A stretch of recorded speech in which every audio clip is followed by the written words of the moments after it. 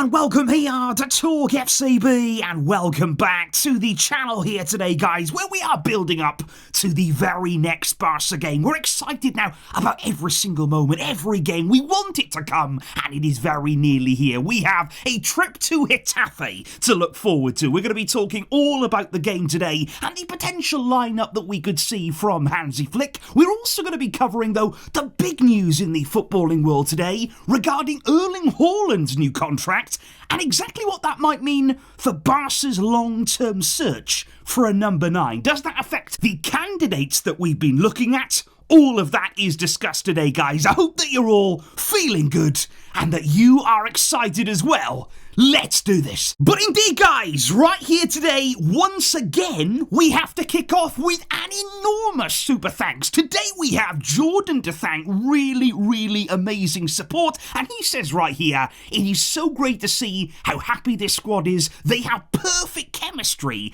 And I believe this is a major factor in the success of the team so far this season. And again, that is absolutely spot on there, because whenever you listen to Hansi Flick press conferences, whenever you hear him talk about his overall footballing philosophy, the one word is the team. You know, it's not about individual players. Whenever he was asked at the start of the season, well, what are you doing different with Raphinha, for example? How have you unlocked him? He's completely transformed under your leadership. But Flick would always say, well, I don't really focus on the individual. I don't think, oh, how can I make him play better alone? I think about the setup. I think about here the structure of the team and basically having a really good setup in place that allows these players to express themselves, that allow these players here to play at a level that really does them justice. So certainly right here, it's about the team at Barca. It's about working together, running for each other effectively. That is what we're seeing. And again, we've got to bring all of that intensity, all of that effort and work every match day. And that continues right here. And well, the reason why we need to certainly keep on firing is because in the league, we have some catching up to do. And that is very surprising here. The fact that we are, after 19 games played, the halfway mark in the season, we're 6 points behind Atletico Madrid. We are 5 points behind Real Madrid. And as I've said before, you know, I don't like that. Of course we don't like that. And I also just feel as though that's not where we should be. You know, we should definitely be right there with them at the top. There is no doubt in my mind about that. And if we play to the level that we can, if we can find consistency, that is going to be absolutely crucial in the league, then we will soon enough be right back up there as well, guys. But what I have to say here is a lot of people obviously talking about Real Madrid right now, their form, you know, different things happening with Real. Atleti, though, they are going under the radar. Make no mistake about that. They are on an incredible winning run right now. They've won 15 games in a row, 39 goals scored in that time, and only 8 conceded there. Diego Simeone's team are really starting to fire. They're really working well in the league and in all competitions, really. And we've got to be wary of that. We have to match that level of consistency, and that must continue here in January, because we have, guys, started the year brilliantly. You know, given the way we ended 2024, to hit back and to start in this way, this is our dream. You know, this is exactly what we wanted to see from Barca, a real response. But of course, in January, it is a really challenging schedule. You know, you're playing every few days. All of these games are coming in such quick succession. We have to follow up on those wins now. And most importantly, this Saturday, away at Getafe. It's such a difficult place to go. Because ask anybody who has ever seen even just 1 minute of Getafe's so-called football, and well, you'll know they're a disastrous team to face. They are a really horrible team to watch. Let's just put it frankly here, because the perfect example of Getafe, particularly under Bordalas, came in the week. The perfect illustration of their so-called football. They played a 4th-tier team in the Copa del Rey. They ended that match with 16% possession. It was a La Liga team against a 4th division team.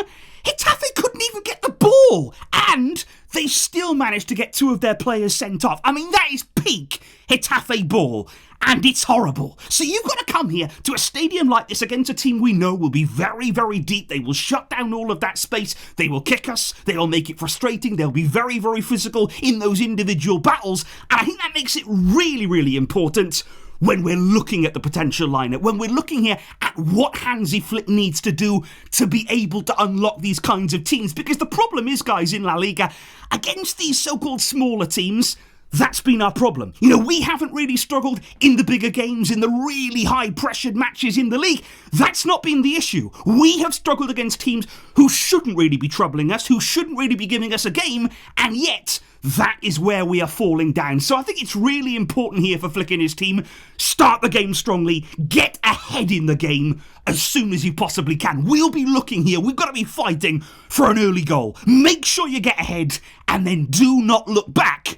We have to get through this Getafe game, and it won't be easy. So in terms of that very lineup, guys, of course, we have a few things to be aware of this weekend. There will still be no Inigo Martinez. He is our injury absence right now at centre-back. But of course, the real positive thing on that is that we have somebody to come in and already replace him in the squad, because Andreas Christensen now is primed and ready to make his return. I'm actually very excited to see Christensen back in the squad. We know the quality that he has. We know that he's able to perform at a really consistent level, and I think he's going to suit the way that Hansi Flick wants to play there with that defensive line. So at some point, maybe this weekend, you'd expect Christensen to get back out there and make that official return. And of course, in midweek, we did see a few players rotated there and rested against Real Betis. That was great to see. The likes of Balde, Casado and Lewandowski, none of those players started in that game, and the big question will be, will they return now? And I would actually expect all three of those players who got that rest, who got that breather against Betis,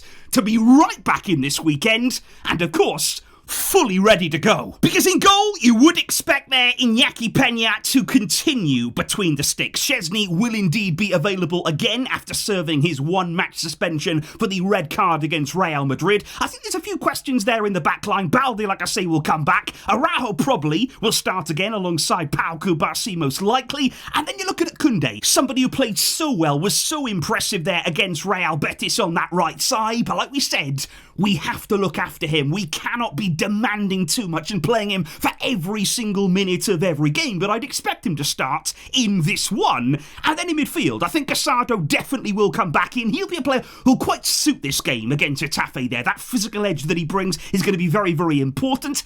And then the question is about Pedri. Will he get any rest at all in this game? But again, we're going to be relying on players like him to get things moving, to get things really ticking against this tricky Getafe team. And I think certainly one player who has to start, in my opinion, Dani Olmo in the number 10 role. Because I think in a game like this, whereby the space is going to be really, really tight in the final third, we're going to be looking for players to play there just between the lines, picking up little pockets and basically turning the ball around. I think he's going to be vital in this match there. In that 10, Olmo, we saw his impact and his influence against Betis. That was a really advanced role. This time, he'll be in behind Lewandowski, although I would have to say, though, it's tough to leave out Gavi. I don't really think either that should happen. So maybe if Pedri had to get some rest here, if we were going to actually rest him from the start, then maybe Gavi could play a little bit deeper. Because again, you want him in this kind of game. You want all of that ability and the way that he approaches the game against a team like Getafe. So maybe there you could see a trio of Marc Casado, Gavi, Olmo in the 10, giving Pedri some rest, which is not an easy call because he is so influential, and you would expect then Yamal and Raphinha on either wing. It's going to be a different kind of test for them though. They're not going to have all of that space in behind to run into, so that's certainly going to be a different kind of look for both of those players. But I think if you're looking at that team there's enough quality on show, there's enough potential and ability there to get the better of Getafe, and of course you will still have plenty of options from the bench as well. In the second half, you need to change things around a little bit. There will be players there like Frenkie de Jong, who, to be fair, played very well against Real Betis in midweek. You've also got Ferran Torres, who's been particularly impactful off the bench, along with Pau Victor as well. So there will be options for Flick to change things as the game goes on. But let's start quickly. Let's make sure here that we set again the tempo from the very first minute of this game. Don't give Getafe a second to breathe, and let's make sure we keep the winning run going in 2025. But indeed, guys, aside from everything going on the field for Barca right now, I think it's also a really interesting conversation to have regarding our long-term search for a number 9. It is absolutely no secret they're the club. They're looking at the options, they're assessing exactly what we need to do, because at some point we will need to replace Lewandowski, and that is going to be a vital decision for the club, where they go. So of course today, it is big news. It's very relevant news, especially for Barca, because a reported Barca target, Erling Haaland, has renewed his contract at Man City. And I've got to say, when I read this morning, I was very shocked. Not that he's renewed at Man City, maybe you could kind of expect that was going to happen, but the length of the deal, and I mean the terms as well on City's side, it is quite surprising in my view. They have renewed Haaland, and he's chosen to stay there for the next 9.5 years. He will be there until 2034, according to that new deal. That's going to take him there right up until his 34th birthday here. He's basically pledging his career to the blue side of Manchester. And indeed, the terms of that contract, I mean, you can understand Haaland signing this. It's enormous money. It is eye-watering money. He was already on a contract there with City that saw him earn around 400k a week. And that's pounds, by the way. So actually in euros there, when you convert that, it's closer to 500k euros a week. And that deal, it's going to go up. He is going to be earning more money with this new contract there. So that is an absolutely colossal deal.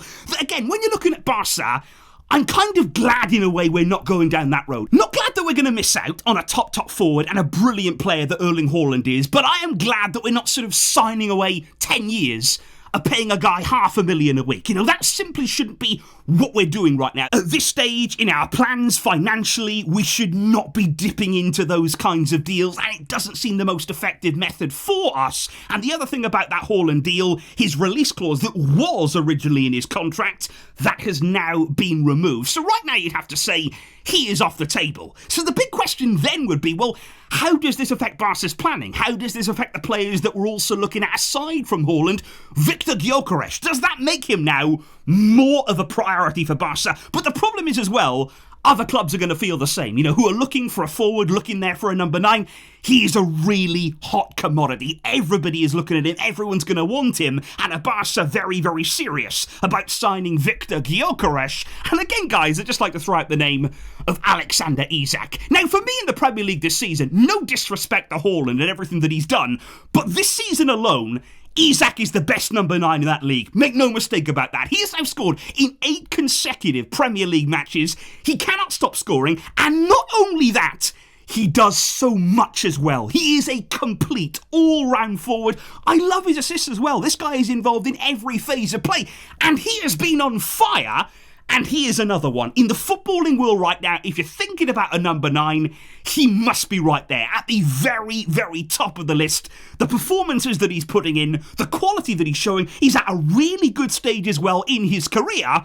But much like all of these other names, he too would definitely not be cheap, particularly in terms of the transfer fee. But the wages, though, the wages, which are so important, you'd imagine his demands are much lower than someone like Erling Haaland. So please, guys, do let me know how you believe this new Haaland contract affects Barca's search for a forward. What name would you love to see at the club? What name do you think that we should be chasing with the most intensity right now?